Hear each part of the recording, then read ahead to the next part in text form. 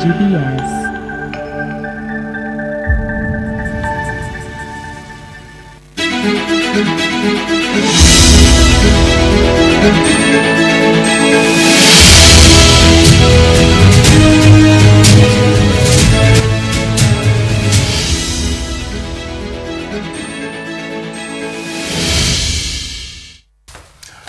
Ladies and gentlemen, welcome to The Insight. My name is Eugene Ochieng-Kwach. After the Supreme Court upheld the election of William Ruto as Kenya's fifth president, Dr. Ruto, of course, took the oath of office on Tuesday, September 13th last year, alongside his deputy Rigathi Gachagua.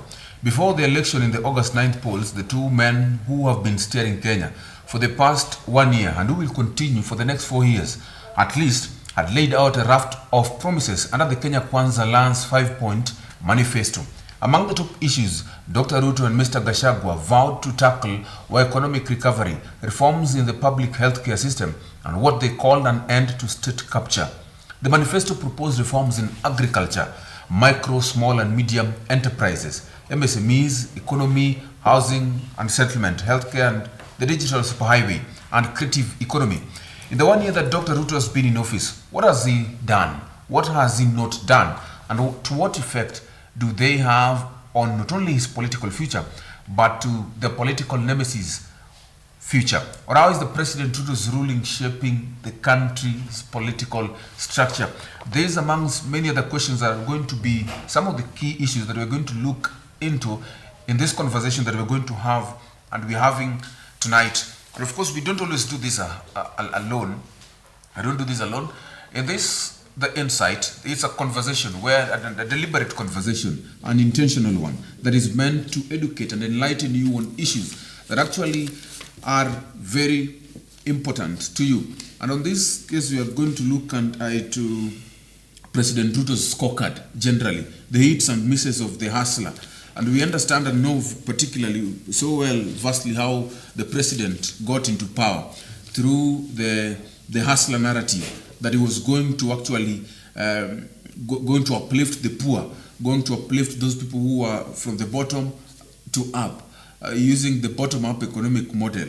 Maybe you're going to tell us, Mesha Kodede, because of course I'm joined by Mesha Kodede, who is a political analyst, public policy analyst, also joining us for this conversation. Thank you so much, Mr. Mesha Kodede. But again, my first very important question that maybe Kenyans will even wish to know, that from where you sit, not just as a political analyst, but even as a Kenyan, how would you describe President Ruto's first term in office and even Kenya Kwanza government? Thank you, Eugene. I think it is not very easy to, or it is not fair, I would say, it is not fair to judge the Kenya Kwanza government and, of course, led by President William Ruto and Rigathi Gachagua on a general perspective. Because there is always a way that every new government works. A new government sometimes comes and changes a lot of things. But of course, the expectation of Kenyans is that their life cannot remain at a standstill, waiting for you to restructure things. There has to be a way. So even if a government is making changes, the changes must make sure that the life of Kenyans is not altered and the day-to-day activities are going on. So generally, I would say that there has not been the changes that were expected in the Kenya Kwanza government in 1 year that they have been in the office. The changes, if at all we talk about the changes, those changes might be more negative than the positive changes that we have seen as Kenyans. What are these negative changes? You see, the expectation, like you have said in your opening statement, that the Kenya Kwanza government had their manifesto and they sold it to Kenyans perfectly, and many Kenyans went ahead and believed that in this man called William Ruto and this team called Kenya Kwanza, we are going to see a lot of difference which are positive when it comes to the cost of living. And this is where the basis of the hustler narrative, actually. Cost of living is the basis of hustler narrative, because the rallying call was moving the critical mass that is down to somewhere up. So it was bringing them from the bottom, going up. So the best question we should ask 1 year later into government is how far up is the hustler from bottom? That is where we see the negative change, because what was for example, the price of the essential commodities for a hustler who are in the bottom during the September last year on the date?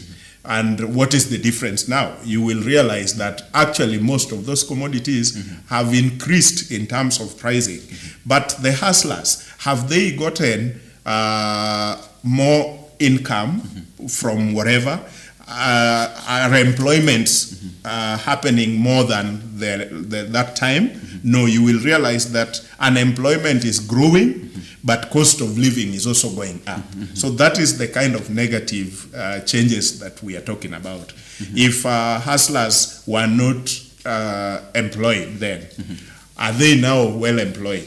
So because it would negate the negativity if the hustlers were now employed, even if taxes are going up and the prices of the essential commodities are going up, but at least people have money in their pocket, that would be a bit positive. But here, the taxes have gone up, some have gone 100%, double. The prices of essential commodities that they use every day as hustlers have also gone up. Generally, the cost of living has gone up, but there is no indicator anywhere that the employment rate have also gone up. So that makes it a bit negative. Before we go to the specifics, yes, about the plan, because they had campaign promises, which was actually dubbed the plan. Yes. Before we go to the specifics on the major pillars, you talked about how far is the hustler from the bottom going up. Yes. But it's also a question that actually many people are asking themselves. That don't you think that, and even the president has used it, and even some of the Kenya Kwanza officials have used it severally, arguing that the economy is itching everywhere, across, internationally, globally. It is not just a Kenyan problem. It is an international issue. Yes. Something that is affecting across. What do you make of this statement? That statement has been very popular, Eugene, and I think I have said it somewhere else. The analogy I have always given on that question is, if today I have my family, my children are looking up to me and my wife to probably take care of them, pay their rent, take them to school, buy food, essential things that they need every day. If there is a brother of mine, even if we are born by the same mother, whose children are going hungry, can I borrow that and say, everyone is not eating in our home today. Even my brother's children are not feeding tonight. Even my neighbor's children have not eaten anything. So my children, you need to know. That's the analogy I always give. Does it really make sense? Children will look at me and say, Daddy, I think there is something wrong with your brain. We need to eat. So whether there is inflation globally, we didn't elect any other government except the government of Kenya, led by William Ruto, who made a promise not to the rest of the world, but only to the citizens of Kenya. So that is what binds us. So we cannot begin to say this, the people of Uganda are buying fuel 500 per liter. So we don't have a problem also going to buy it 500 per liter. We must say, this is what you told us when you are getting into power. And Eugene, we need to remind most of Kenyans here, Ruto did not get into power from corporate or anywhere else. He is a man who has been a member of parliament for quite some time, been a minister for quite some time, been a deputy president for 10 good years.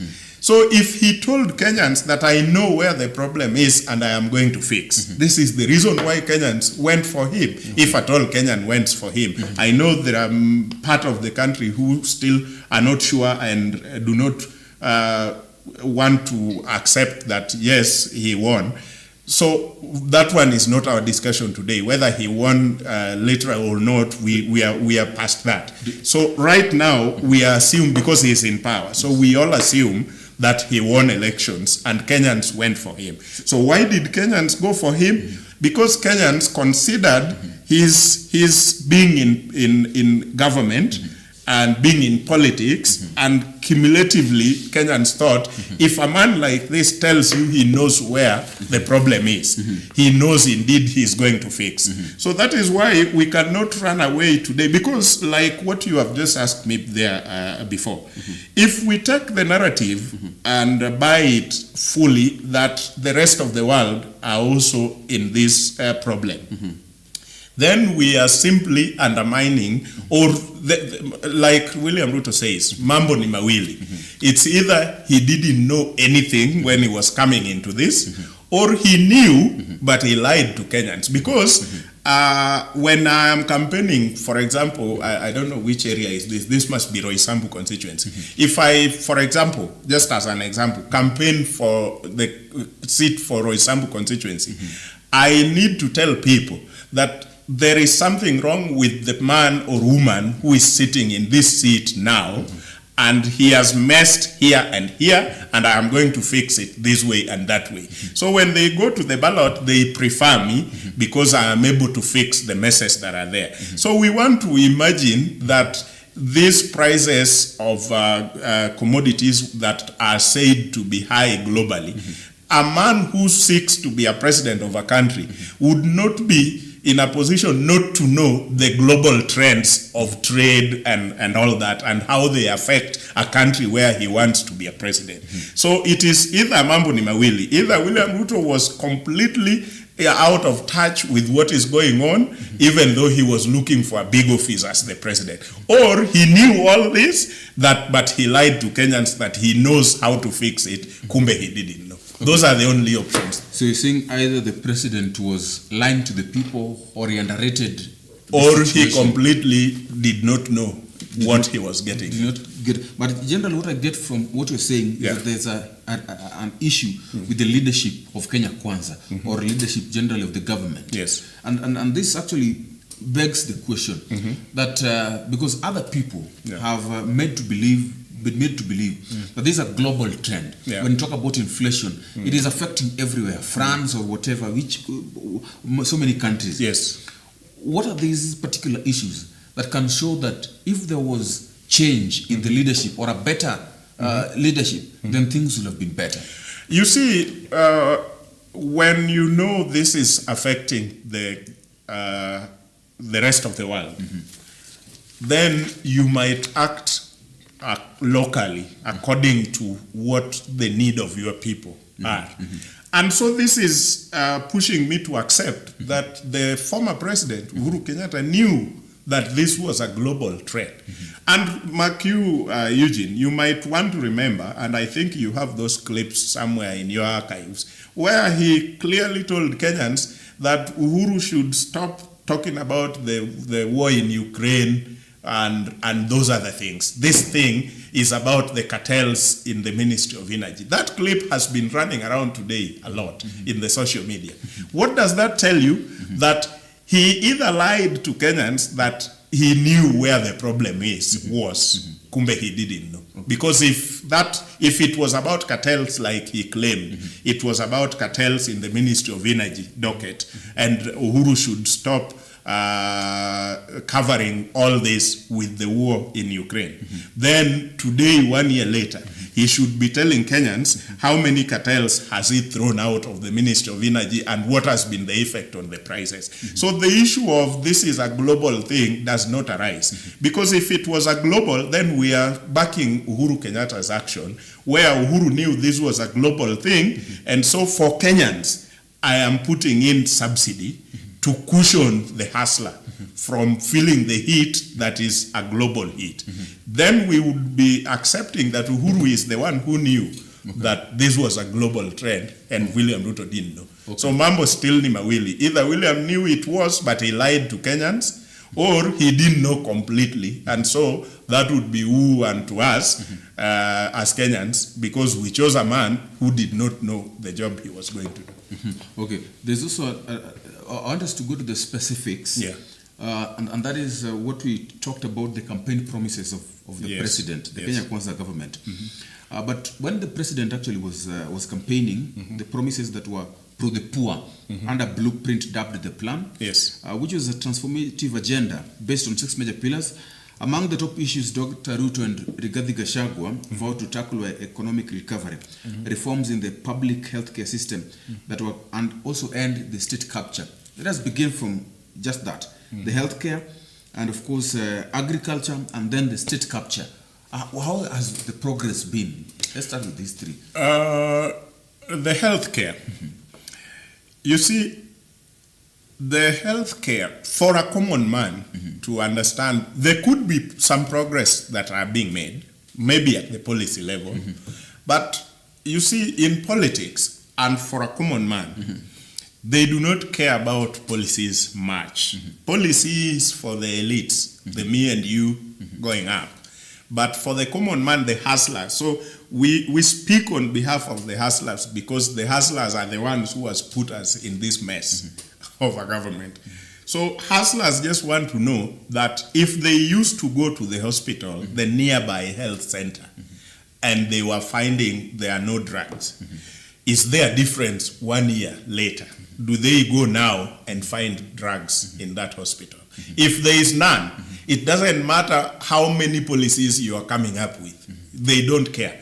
If the vote is called tomorrow, they will throw you out because you have not moved towards the direction. So on healthcare, in the eyes of a hustler, nothing has changed. Do we have drugs in all those facilities? No.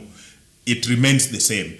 Do we have human resource? Are there nurses, doctors, clinicians, and all healthcare workers enough in every facility? No.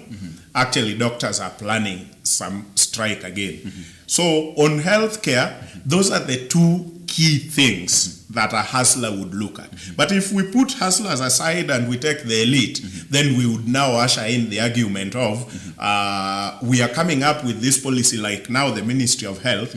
I want to scrap off, for example, NHIF, and they are coming up with 3 different funds around health, which are bills that are already coming up. So that is now still a debate for the elite, the me and you, who wants to interrogate how better NHIF was against this, or how this will be better. But for the hustler, they are not in that space of discussing policy. They want to see that if tomorrow my child is sick and I rush them to the nearby dispensary, will I find a doctor there? Okay, we're going on, but we're taking a very quick short break, and then we will be right back. Of course, this is the Inside to the Bond Voice, our SMS line.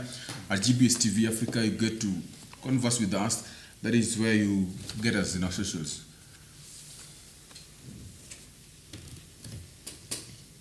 And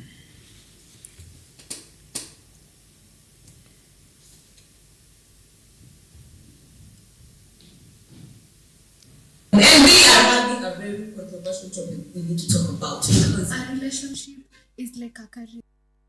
Put your heart into it, you put your effort, invest your emotions, your time, everything. But for a relationship, it's a lot of work and a lot of commitments.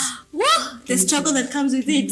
Nikiona hadi yako na psych, chukua ingine. You see the people are having out here, you see? You prefer long distance, visual.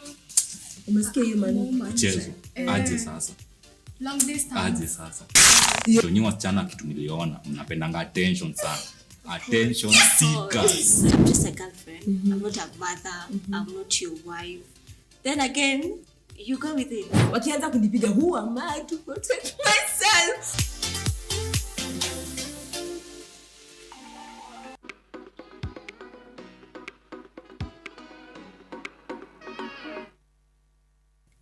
Welcome to the E360 Degree Environmental Show.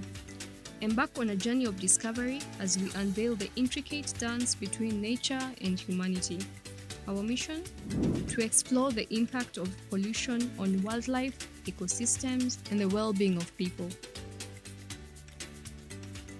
Uncover the hidden environmental hazards from land to air to water. We spotlight the various environmental pollutants, chemicals, tech waste, radiation. Together, let's safeguard our planet. Let's engage in an evidence-based debate. Is carbon dioxide truly an air pollutant?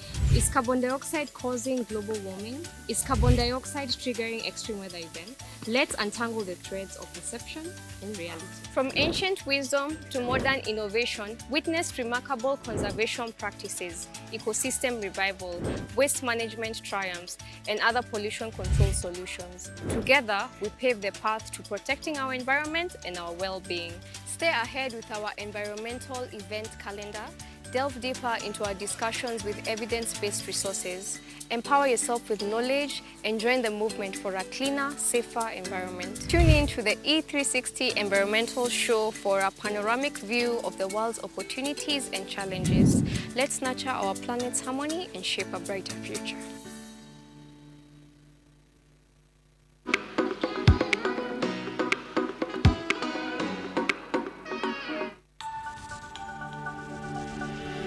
Everywhere, GBS.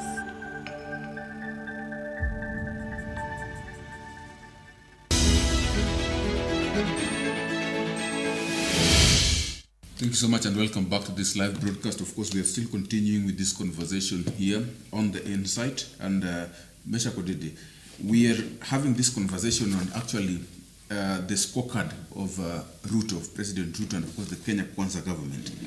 And we are looking at the issues, 6 major issues that were dubbed the plan in the blueprint of the Kenya Kwanza economic agenda. And I just want you maybe to talk about them in wholly. The manifesto, of course, proposed agriculture. We had micro, small, medium enterprise economy. We had housing settlement. When talk about housing settlement, that is what the president had actually, he had a blueprint of us having housing. Maybe you can talk about it through the housing levy. Is that how we are going to sort this issue of housing? And then, of course, we have healthcare, which you've just talked about. We also have the digital superhighway and the creative economy. And of course, we also get a chance to talk about, during this time, these 1 year of President Ruto's term in office, he has introduced something which is quite akin to what was there in the previous government, known as Huduma number, known as Maisha number. What do you make of this generally, even going forward? Eugene, the truth is, 1 year might be too short to judge on every aspect, but there must be 2 or 3 things that Kenyans expected to have been completed by 1 year, or to have been somewhere close to completion by 1 year, because these were the promises that were made. For example, before we went for break, we were on matters health. You realize that there was supposed to be NHIF for all Kenyans by 90 days. It's not there. So as to whether it will come, that will be another debate maybe at the end of the term, whether the promise has come or not. But as per the time he wanted to do some things, they have not happened. If unga prices were to go down, Biblia ikiwekwa chini. Biblia iliwekwa chini 1 year ago and it has not gone down. So for now, we are not completely saying that William Ruto has not and will never achieve. Maybe he will achieve and recover in the next 4 years that are remaining. But for now, we are talking about the past 1 year. That has not happened. Going to spaces like agriculture, there was supposed to be so much in agriculture. We started from the Minister of Agriculture running around the world looking for maize. Then at some point, he was telling us, we are now going to plant our maize in Zambia and then transport them here. That went under. Then at some point we came back, it was now fertilizer, which again come at a certain point, the Russian government tells people that they donated the fertilizer. And the government here do not want to accept that they were donations. So I don't know for whose interest would the government of Russia lie to the world that they donated if they didn't donate? To whose interest? So we realized that the subsidy on fertilizer happened.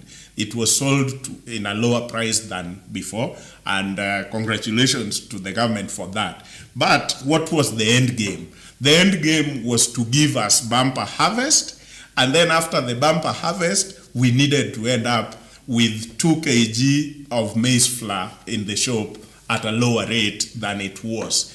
Is that where we are? Were the bumper harvest happening? Yes, they confirmed to us that bumper harvest happened. Although they said in some other parts of the country, while they were going to their farms, those did not go. So what we want to know is whether in a place like Nyeri right now, the price of 1 or 2 kgs unga is different from Migori, because Migori were on the road and Nyeri were in the farm. We have not seen the difference. It is still the same. What does that say? It says we have still fell short. Why did we fall short of the expectation? Because at the same time when we are giving the fertilizer subsidy and we are giving farmers fertilizers in a lower price so that we can get food from the farm, we are increasing the fuel, which means in that farm, you are using tractor to farm, which is using fuel. You are using transport from the farm to the store. You are using it, fuel is higher, on a higher cost. From the farm, from the store to the company where it is the millers do the milling, it is another higher cost on fuel bringing it there. The millers are using fuel to mill it, and then it is another transport to the wholesale and to the retailer. By the time it gets to the shop where a hustler will access it, consume all the fuel that was consumed from the tractor in the farm all the way here, takes the price back to where it was. So we put a lot of effort on the fertilizer in the agriculture, but we shoot ourselves on the foot, on the fuel aspect. So once we raise the fuel and we raise, like now we are going to raise VAT from 16 to 18%. So once we raise VAT, it means everything I am going to buy, the manufacturer will first raise the price, and it will be raised like that up to the retail. So on agriculture, according to me, we have not done so well. It started very well with that fertilizer thing. But if we only had held a little, or even for 1 year alone, or 2 seasons of farming without raising the fuel, then we would have for sure today have unga prices half by half from where Uhuru left it.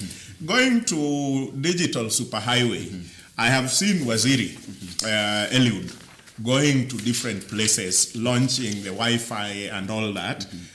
The claims I have had, though I wouldn't say fully proven, but the claims we have had, I think you might also have seen some in the social media, that these things are launched and then immediately after that, they are not working.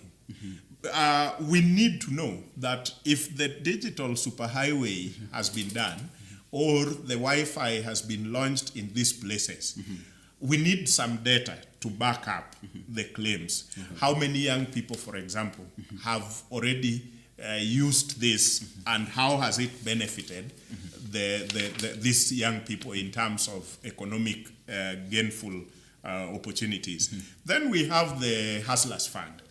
Do you know, it might surprise you, and I think government, whoever is listening, may care to go and do a lot of research on this. Government is very happy, and it is giving them this feel good that Hustlers Fund was the only thing that William Ruto did on time, as he said, were 2 things. We give it to him. The Hustler Fund, launching of the Hustler Fund, he did it on time. And then appointing the 6 judges, he did them on time. So what is unfortunate about Hustler Fund is that the Hustler Fund has been borrowed more by people who did not even need it. You see, people who are saying, I mean, but I can get some 2,000 on Hustler's Fund, I will just pay. Actually, there are people who do not need that money for the reason why it was launched. You see, Hustler Fund was supposed to target the common man down in the bottom who needs 500 to go and get maize and come and roast and sell. Some of those people, some of them up to now, 1 year later, do not even know how to access Hustler's Fund on their phone. But people who have borrowed more, the statistics we are being told that 36 billion has been borrowed out, are actually people, major shareholders in that, actually more than 3/4 are people who did not need that money. These are people who say, I need some 2,000 urgent, Nikule lunch. And then they go to their phone, I go to my phone, and I get a capping of 2,000, and I borrow that 2,000, and I know I would not have a problem of paying, so I will just pay anytime. So we go into that statistics, and then government have got this feel good that Hustler Fund has really helped people. No, Hustler Fund has not really helped people. It has been borrowed largely by people who did not need it in the first place. So I see such kind of things are not the expectation of the common man. The expectation of the common man was, once we are here, I will borrow as little as 500. I will do this, and then my credit score will go up, and by 1 year later, I will be able to borrow 4,000 or 10,000. But trust me, Eugene, you can take your own survey out there anytime you're not on studio. Ask people randomly. Even people who borrow faithfully and pay faithfully, how many times have their credit score been improved? You will find 1 out of 10. Okay. There's also another issue that I'd love us to look at before we delve deeply into the economic ones, of course, about the money, the taxes, and what. And this is about the gender equality. Yes. The president, of course, said that within 1 year, he was also going to work on gender equality, providing financial support for women-led cooperatives, chamas, merry-go-rounds, and table banking initiatives. Implement the 2/3 gender rule in elective and appointive positions in the public sector within a year after elections, including 50% cabinet positions for women, increasing fund for the anti-FGM board, and fully implement the anti-FGM law. Also provide free sanitary towels in all schools and public washrooms. And I think even at certain times, he talked about the mothers who had actually were giving birth. They were to get free. They were going to get free napkins, something like that. Yeah. So that was the president actually saying that was to be completed within a year. But now the question is, even in his cabinet itself, we did not see the 50-50 in the gender. And then the 2/3 gender rule, of course, has not yet been implemented. And even it being part of the discussion and the bipartisan talk, the dialogue, we still have uncertainties whether the bipartisan talks, on the future of the bipartisan talks generally. So what do you think of this? Or generally, from where you sit, what is the progress? Eugene, let's look at Kenyans in the eye and tell them the truth. The issue of gender equality, including 2/3 gender rule, was another scam from the Kenya Kwanza government. It was a big scam. The reason why I would call it a scam, I'm sorry, is because the president showed a red flag from the very beginning. In relationships, they say when you see this or that, you know that's a red flag. The president gave us a red flag because he campaigned And when he was naming Rigathi as his deputy, just before election, he made a commitment to women and said, my cabinet is going to be 50-50. A cabinet that was not elected by the people. He is the one who made choice of who sits in the cabinet and who does not, until today. And it was never 50-50. If that was a relationship, wouldn't you say that is a big red flag? So that was a big scam. Then you realize that the issue of two-thirds gender has been in, I think 2 bills have gone and failed in the previous parliament. We give that, Uhuru failed and his team on that. But he picked it and said he's coming to fix it. And within 1 year, that was not supposed to be a debate again. Why do I say it was a scam? Because the guy has got all the numbers you need in the parliament currently as it is. Even the opposition members of parliament have run to join him, including those who claim to go for development. Why can't he then take this bill and now he has all the numbers that there is nothing Azimio can do? Why is that bill not passed? Because he doesn't want. That is critically what I would say. He doesn't want it. Because if he wanted it, like he wanted the finance bill. Why doesn't he want it? Why he doesn't want it, I don't know. I mean, he can now speak for himself. But I know, mambo tena ni mawili. Either he has a good reason why he doesn't want it, or he is just a man who, likes lying to Kenyans. Because he said he is going to do it. And we had no reason to doubt. But 1 year later, we have seen the vigor he puts on the bills he wants. If he wanted the finance bill to pass, didn't Kenyans go for public participation? They went.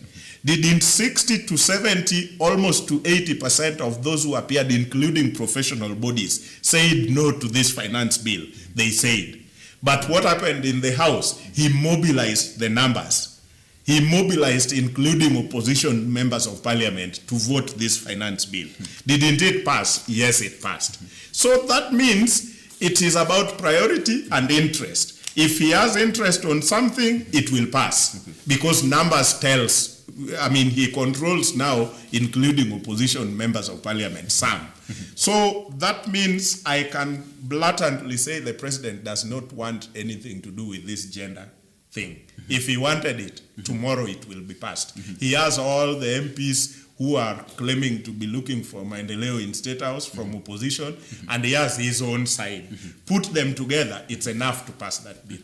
Yeah. Okay, I want us to talk about the collection of taxes, of course. Yeah. And even now we talk about the finance bill a bit, because we know that when the president got into power, his maiden finance bill actually was quite a contentious one, which was not actually accepted the whole of Kenyans. It brought mixed reactions, and actually about the increasing taxes. There are several questions about why taxes are continuously increasing. And even yesterday, the petrols and the kerosene, the prices had actually increased. And inflation in Kenya fell to 6.7% in August. But over the past year, petrol prices have increased to 22%, electricity by nearly 50%, and household staples like sugar and beans by almost 60% and 31% respectively. Ruto in July signed into law a finance bill expected to generate more than 2.1 billion US dollars for the government's depleted coffers. It also included new taxes or increases on the price of basic goods such as fuel, food, and mobile money transfer, as well as the controversial levy on taxpayers to fund a housing scheme. The government say the taxes will create jobs and reduce public borrowing, but many people have been struggling to make ends meet. So someone will actually ask the rationale behind the continuous increase of taxes to the bottom up, making the bottom man to go up. And even, of course, let me to your question, how far is the man from the bottom going up? So what is the rationale generally? From if you do not take sides, What do you think is President Ruto's, what is in President Ruto's thought or mind as he continuously increasing these taxes? Thank you, Eugene. What the Kenya Kwanza government and President Ruto himself have told Kenyans, and we have no reason not to believe him, is that he did not want to continue borrowing. Now the question is, has he borrowed or not? That's another whole debate, because he has borrowed even more. Although on the camera he has continued to say until today that he does not want to borrow because borrowing makes us colonial slaves to the West. So he did not want to borrow. He wanted to collect his own taxes from within and spend. The problem is he is borrowing. While on the camera he is saying he does not want to borrow. So he has said the taxes that are increasing day to day is as a result of him not wanting to borrow. Now the problem I have is he's borrowing and the taxes are also going up. So if you ask the reason why he would be increasing more taxes, is because he's telling Kenyans, I do not want to borrow. I want us to spend our own money. But at the back, there is borrowing going on. So that is the big problem, and that is what Kenyans must now make a decision on. Do they want to borrow as they increase taxes, or do they want to fill the pitch on taxes while there is no borrowing going on? So the Kenyans themselves will have to make a decision on what they want. Okay, but again, before we take a very quick short break, I understand that the Bretton Woods institution, and that is the IMF, the World Bank, have been very crucial in President William Ruto's economic blueprint. But not only the President, William Ruto, but even his predecessors. We know of how the IMF and the World Bank, the Bretton Woods institutions, have been quite important or crucial in it. But again, the question is, to what extent do they influence actually our activities? And even when we talk about these taxes, the increasing taxes, are they also involved, or we talk about their terms? And on what way, if you do not want to continue borrowing, about on the collection of taxes? We are going to answer that question, but we're taking a very quick short break. 2144 is our SMS line, and GBS TV Africa is where you get to continue with our conversation by, of course, conversing with us.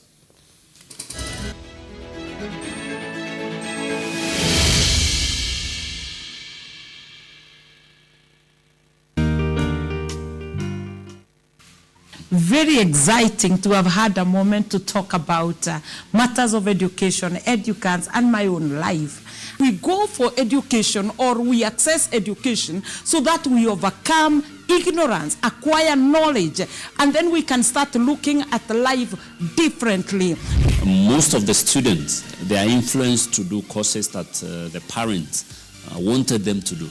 And most important, walk the journey the best way that you want to see your destination, because a journey has a destination.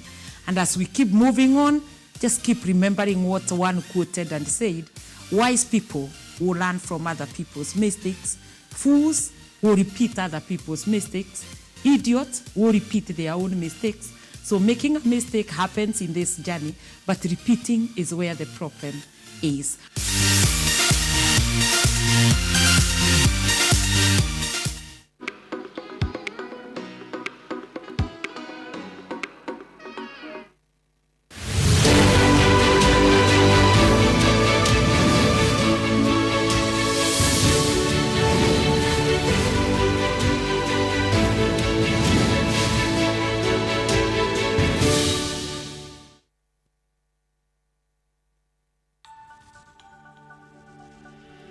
Everywhere, GBS.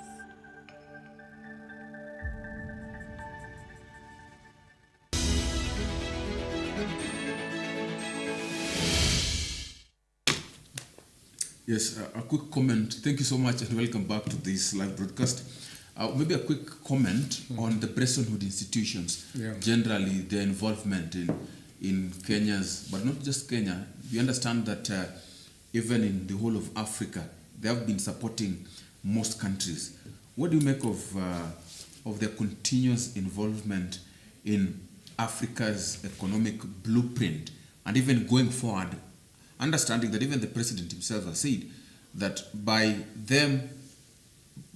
our countries continuing to borrow, then we are actually seeming like we're being colonized. So if we do not want to be colonized, it means we have to stop borrowing.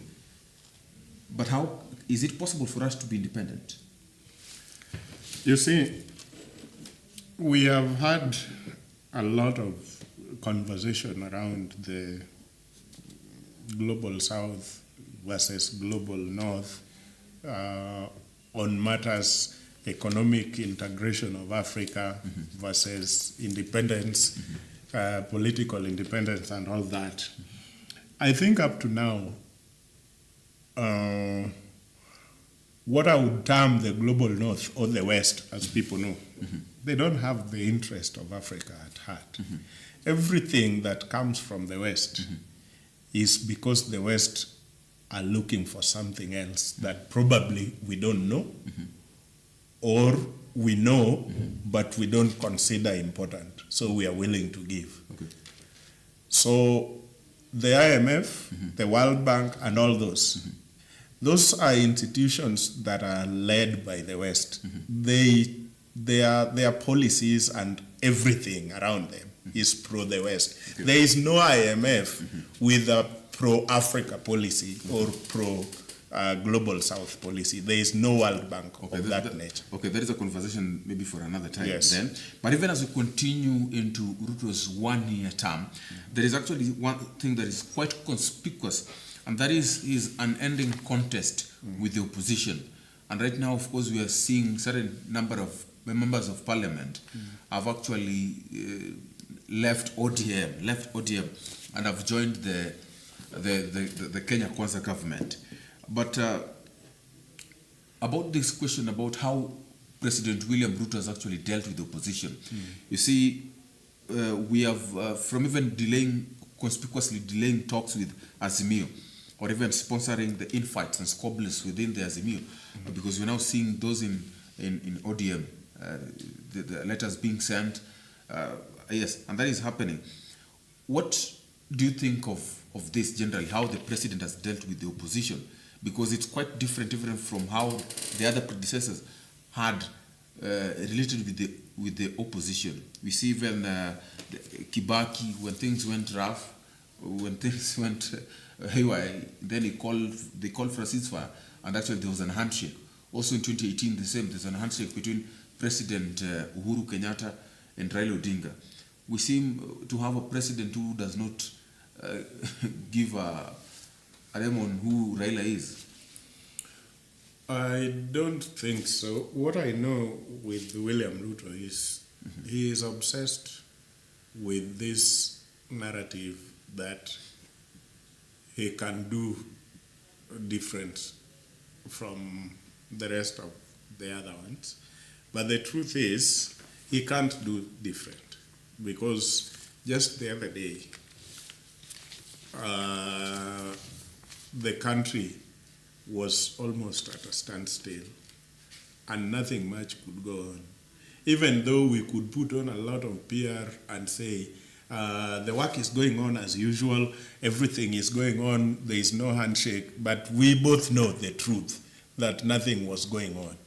Even people who are in the markets were not selling, because the people you want to sell to are the ones stuck in their houses because they fear violence or anything like that.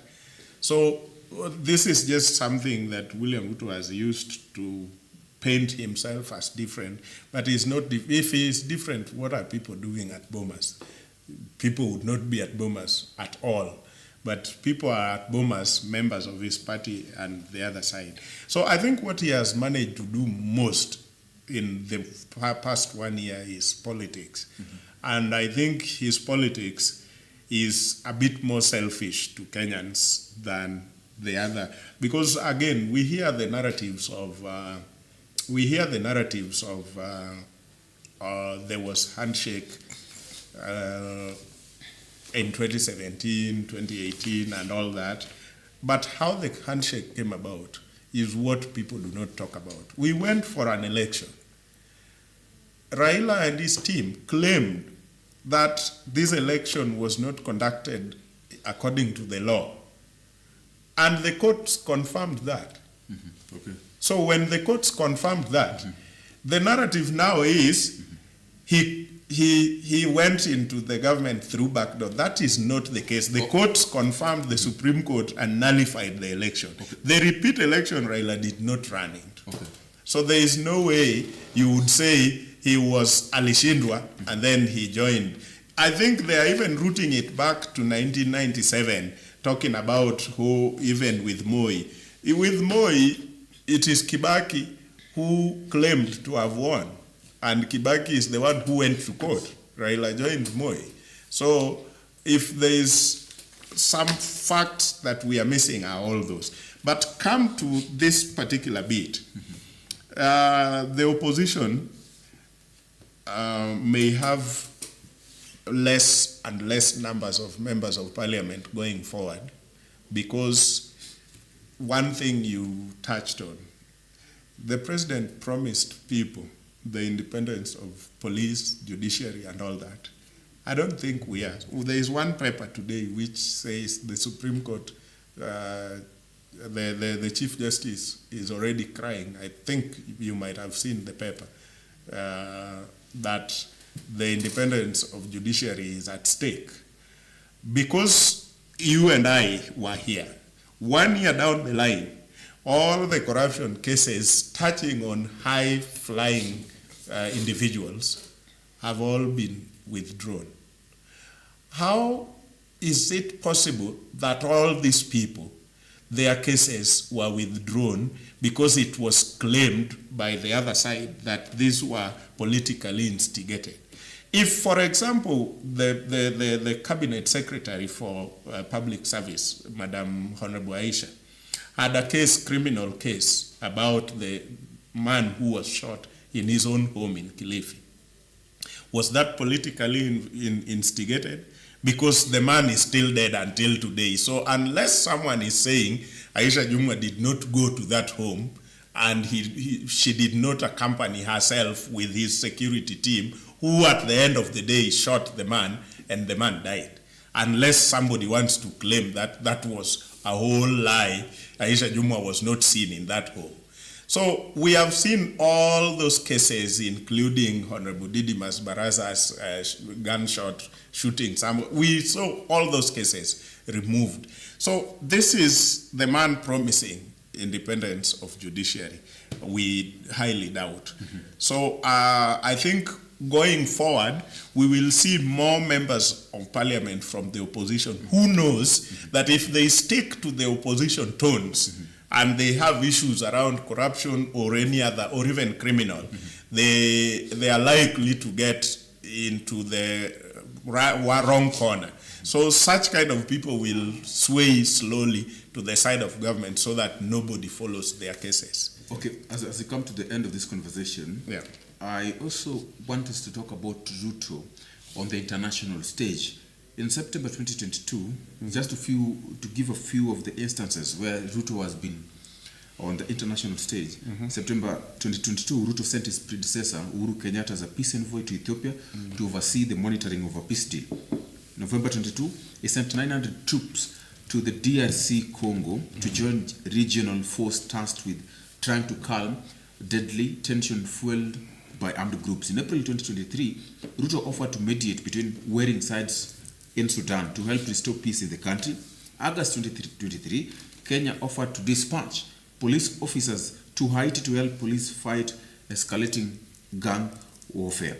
So Ruto is considered a dependable ally to the Western nations, taking strong stand against Russia, war, Ukraine. So there are so many diplomatic deals that the president is actually doing. But the question is, of course, he's being critiqued a lot in his own country, but internationally, he has created a name for himself. And this actually begs the question that what is President Ruto's agenda on the international space? Eugene, the truth is, he is not just being criticized in his country, he is also being criticized out there. The people who, when he offered to mediate the Sudan thing, the people who criticized him were not Kenyans. It is Sudanese themselves. So it is not just Kenyans. I think people want to, when it comes to issues international, the Ministry of Foreign Affairs and the President Ruto's government has almost made about turn on the foreign policy that was there. So a lot of things are happening right now on the international scene. But I think Ruto has rushed on the international scene than he should. Eugene, this is a man who has been president just for 1 year. You have not fixed anything yet. Anything. We have just had a whole conversation here of things that needed fixing within 1 year, which have not been fixed. Why do you want to go and fix Haiti? Do you have the historical background of the gangs in Haiti? Do you know Haiti have got 200 gangs, organized gangs, when we have not fixed the banditry here in Kenya? How are our police better than the police in Haiti, for example? If the banditry in Kenya required us to move in with forces, I mean military, to quell, and thank God he did what he did best, and we have not had a lot of that now in the Greater Rift. So if our police could not contain the banditry here in Kenya, and we had to borrow part of the army to quell this, so how was the same police going to deal with organized gangs in Haiti who have almost taken captive the capital city? So, I mean, some of the things that President William Ruto and his government have done on the international stage are actually what we would say false steps. I mean, they are quick steps that are not calculated at all. Okay. You go to Sudan and you want to mediate, but you have taken sides with one side already. So how are you mediating? Okay. You go to Congo, we take the troops. Do you know that the Congolese have been protesting about Kenyan soldiers in Congo for some time? Even on the street, we have seen them on Al Jazeera and other international media. Okay. Yeah. Thank you so much. We have come to the end of this conversation, but I would love you maybe to give us your end remarks. What do you think generally of this topic as we talk about the hits and the misses? President 1 year in a jiffy. The meets mostly, because we talk about most of the misses. Yeah, I think I've mentioned some of the positive things that have happened. One of them is dealing with the issue in Rift Valley, the banditry. I think we all must agree that for some months now, we have not had issues with banditry, Kenyans being killed, or the things that were happening before. That is really a good thing. The other good thing that I must say William Ruto has done is whether it is sarcastic or jokingly or whichever way he did it, getting his troop on the table at Bomas to discuss issues, because that has given Kenyans opportunity to go about their business as usual. Probably even us here, we might not have had opportunities like this if the maandamano was sustained up to this point in time. Maybe nobody would want to leave their home by now. Okay. So we must say those were good. But one thing that I think is a big problem and probably needs to be fixed is the cost of living, because it has not been fixed. And what we are seeing are the signals that it might not be fixed, because if today we are having a new law coming into place to raise VAT from 16 to 18%, and it is going for the public participation. We fear because the other finance bill were subjected to public participation, but they didn't listen to Kenyans. Okay, Mr. Dede, I think that is bottom up. It's taking things from the bottom up. Yes. And anyway, thank you so much for indulging us in this great conversation, which is quite important and critical at this juncture, even as we get to talk about the president's 1 year in the first term in office. Thank you so much, of course, our viewer, for listening and watching us throughout and following us throughout this conversation. And on behalf of everyone who has made this a success, I want to wish you a very good night. 2114 is our SMS line. My name is Eugene Ochieng Kwach.